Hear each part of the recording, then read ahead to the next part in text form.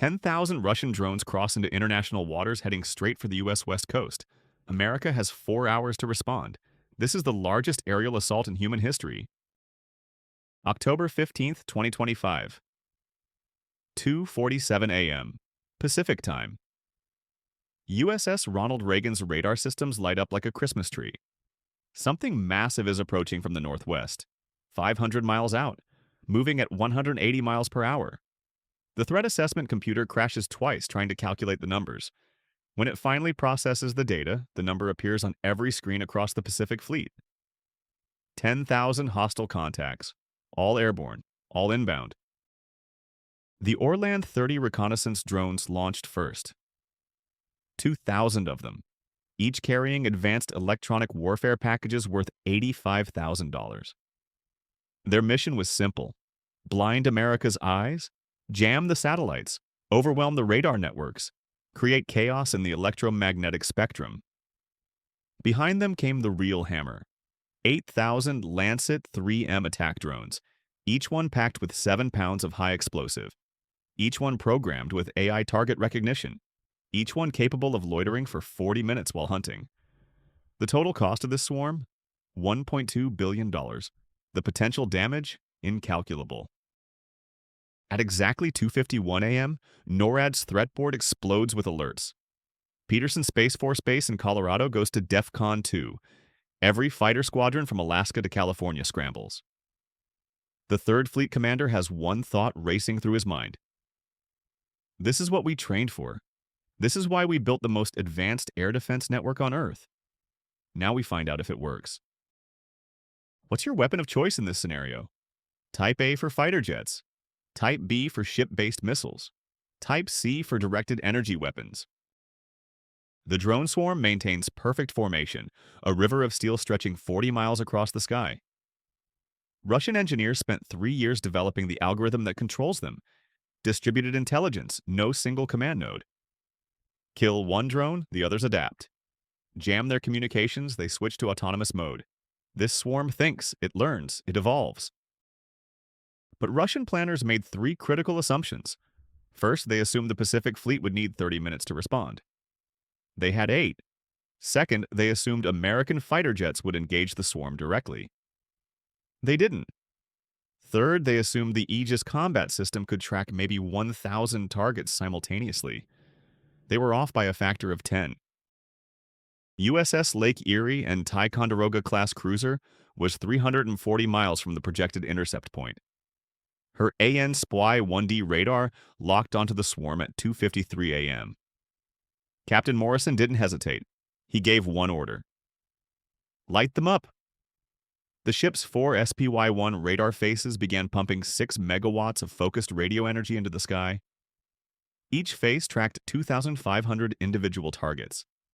The combat system processed 40,000 data points per second. This is what $2 billion in technology looks like when it goes to work. At 2:56 a.m., the first Rima 174 Standard missiles launched.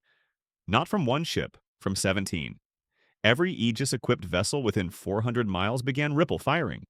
The SM-6 missile is a $4.3 million technological marvel. It flies at Mach 3.5. It can intercept aircraft, cruise missiles, and ballistic missiles. Its active radar seeker locks on at 100 miles. Each missile carries a 140-pound blast fragmentation warhead. The Pacific Fleet had 340 of them ready to fire.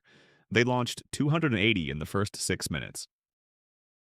The sky became a killing field. Each SM-6 acquired multiple targets. The warheads detonated in controlled airbursts. Tungsten fragments moving at 8,000 feet per second shredded everything within a 150-foot radius. The first wave of missiles eliminated 1,400 drones in 90 seconds. The drone swarm's distributed AI immediately responded. The formation split into 7 separate groups. They dove low, they scattered wide, they accelerated. The algorithm was adapting. But so was America. USS Theodore Roosevelt launched its full air wing at 3:02 a.m. 48 FA-18 Super Hornets, 20 F-35C Lightning IIs. Each F-35 carried 6 AIM-120D AMRAAM missiles. Each AMRAAM has a 100-mile range and a hit probability of 92% against maneuvering targets. The math was simple. 68 aircraft, 400 missiles. At least 360 confirmed kills if everything worked perfectly. It worked better than perfectly. The F-35's AN/APG-81 AESA radar can track 23 targets simultaneously while jamming enemy sensors and maintaining stealth. Each aircraft became a flying command center. They didn't just fire missiles, they directed them. They coordinated them. They turned 400 missiles into a synchronized orchestra of destruction. At 3:18 a.m., the AMRAAMs began hitting their targets.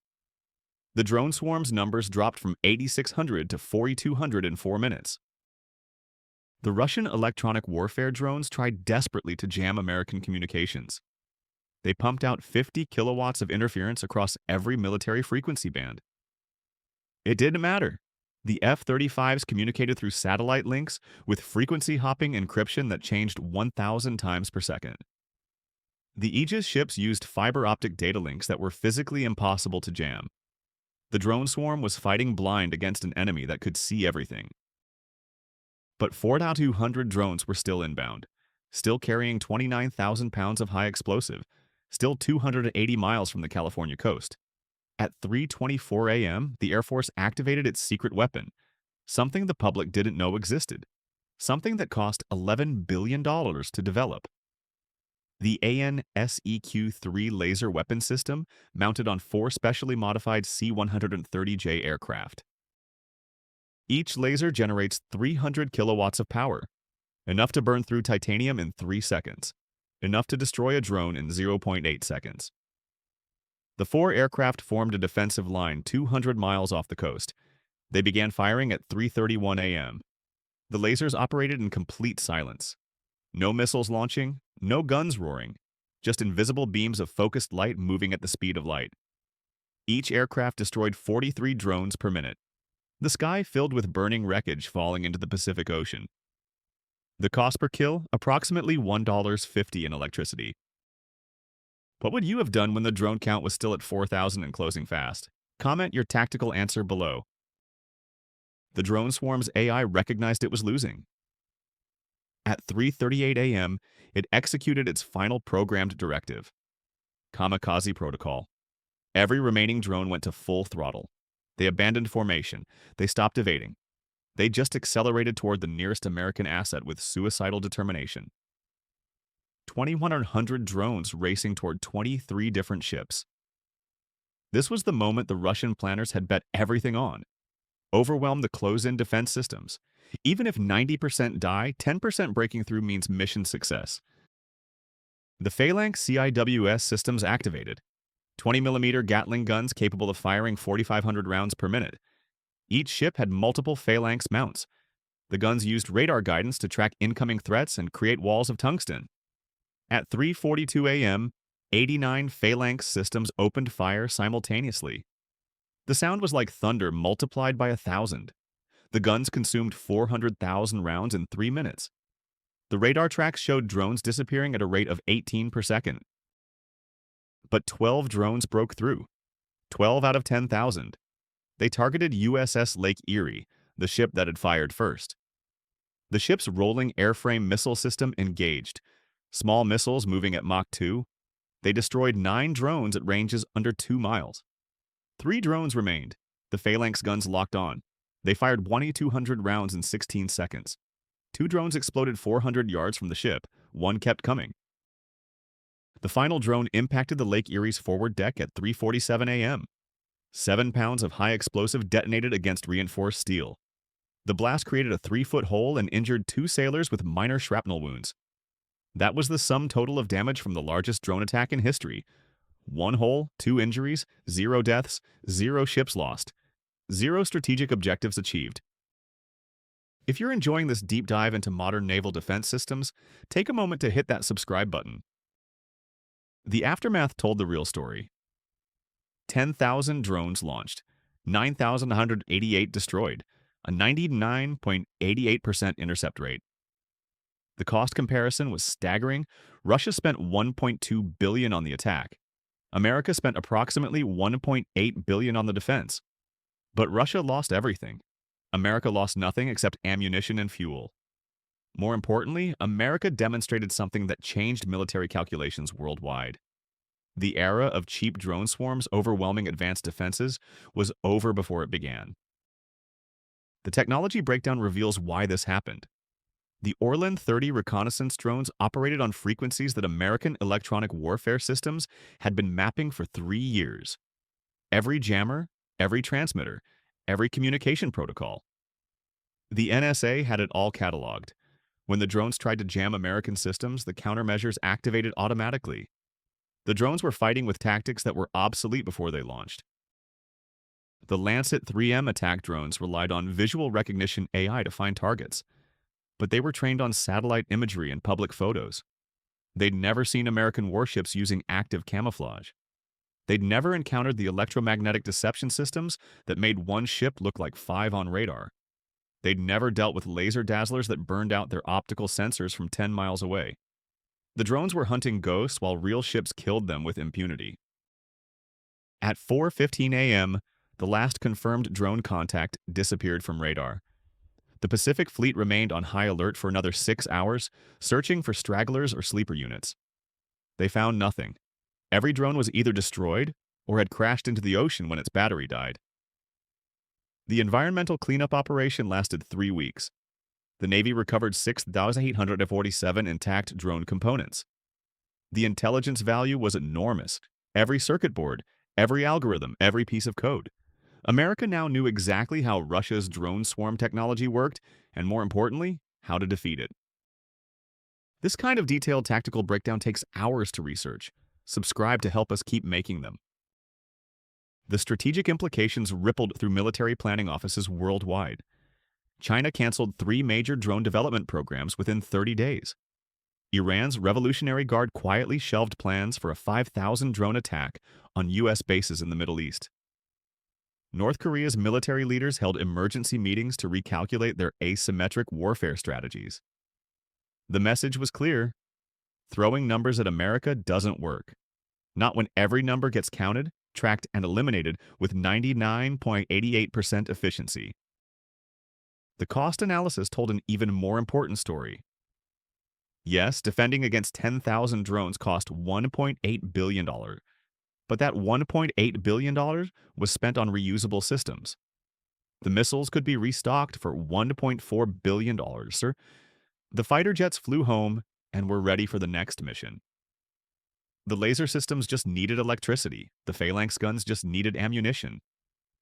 Meanwhile, Russia lost $1.2 billion in hardware that was now scattered across 400 square miles of ocean floor. The exchange rate was brutally one-sided. The tactical lessons learned were immediately incorporated into U.S. military doctrine.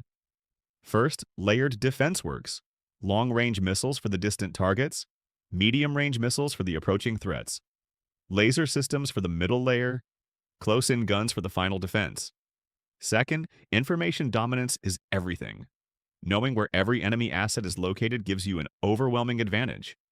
Third, advanced technology beats numerical superiority when that technology is deployed correctly. Fourth, training matters.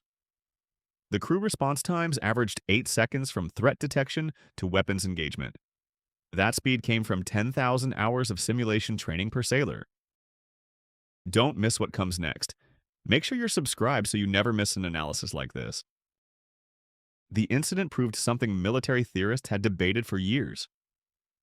Can autonomous swarms defeat networked defenses? The answer is no, at least not yet.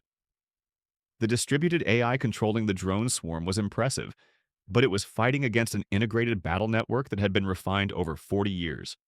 Every ship, every aircraft, every satellite, every shore station, all connected, all sharing data in real time, all working together. The drone swarm was one mind controlling 10,000 bodies. The American Defense Network was 10,000 minds working as one. The difference was decisive. The human factor cannot be ignored. Automated systems launched the missiles and fired the guns, but human commanders made the crucial decisions: where to position ships, when to launch aircraft, how to allocate resources, Which threats to prioritize? The AI managed the execution. The humans managed the strategy. That combination proved unbeatable. October 15th, 2025 will be remembered as the day drone swarm warfare died. Not because drones are ineffective, they're incredibly effective against unprepared opponents. But against a peer adversary with advanced sensors, networked defenses, and unlimited resources to counter the threat? The math doesn't work. The tactics don't work. The strategy doesn't work. What happened 500 miles off the California coast wasn't a battle, it was a demonstration. America demonstrated that its defensive technology works, that its training works, that its strategy works, that its investment in integrated air defense was money well spent. The final accounting showed some interesting numbers. Total American casualties, 2 injured sailors, both returned to duty within 48 hours. Total material losses, 1 3-foot hole in a deck plate repaired in 6 hours. Total ammunition expended, 280 missiles, 400,000 rounds of 20mm ammunition, 2,180 hours of laser operation. Total operational readiness impact, 0. Every ship remained combat ready. Every aircraft returned safely. Every system performed at or above specifications. The Pacific Fleet could have engaged a second identical attack immediately with only slightly reduced magazine depths. Was this engagement a wake-up call for nations relying on drone swarms, or was it proof that quantity still has a quality all its own? Leave your thoughts in the comments. The broader lesson extends beyond military technology. It's about the nature of modern warfare. Cheap weapons are appealing. Asymmetric tactics are tempting. But when you're facing an opponent who spends $800 billion per year on defense, cheap and asymmetric only work if you find genuine vulnerabilities. The drone swarm didn't find vulnerabilities. It found a defense network specifically designed to counter exactly this threat. Because American military planners had wargamed this scenario 500 times before it happened for real. They knew it was coming. They knew how to stop it. They just needed someone to be foolish enough to try it. Your engagement directly shapes what we cover next. Drop a comment and subscribe. The world is watching. The message has been sent. The Pacific remains an American domain, not through aggression, not through expansion, but through the simple reality that any threat approaching American shores will be detected, tracked, intercepted, and destroyed with ruthless efficiency. The technology exists, the training exists, the will exists. This simulation proved all three beyond any doubt. If you made it this far, you're the core of our community. Subscribe and hit that bell, because the next threat is already being developed somewhere, and we'll be here to analyze exactly how America will defeat it too.